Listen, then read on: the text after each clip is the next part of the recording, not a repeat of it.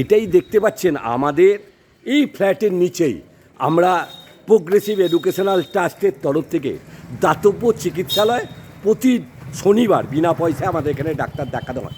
বহু রুগীরাই আসে যারা ডাক্তার দেখাতেন। মা, আপনারা এইখানে কোথায় এসেছিলেন?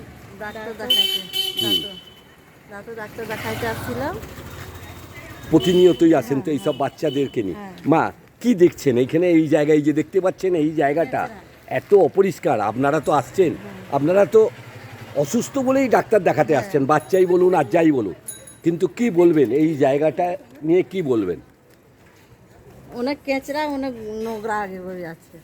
পরিষ্কার একদম পরিষ্কার করা উচিত। হ্যাঁ, কি এইখানটা কি বলবেন? এইটা কি মানে এটা পরিষ্কার করে দিলে পরিষ্কার করে দিলে ভালো, বাচ্চা কাচ্চা নিয়ে আসা যায়। প্রচণ্ড গন্ধ শুনলেন এই মারাই, এই মেয়েরাই, এবং এখানে অনেক বাচ্চারাই যারা বিনা পয়সায় ডাক্তার দেখাতে আসেন। কিন্তু এই যদি পরিস্থিতি হয় তাহলে ভাববেন কিভাবে তাহলে হবে। সবাইকে ভাবুন এইটা অন্তত যাতে পরিষ্কার করে দেওয়া যায়।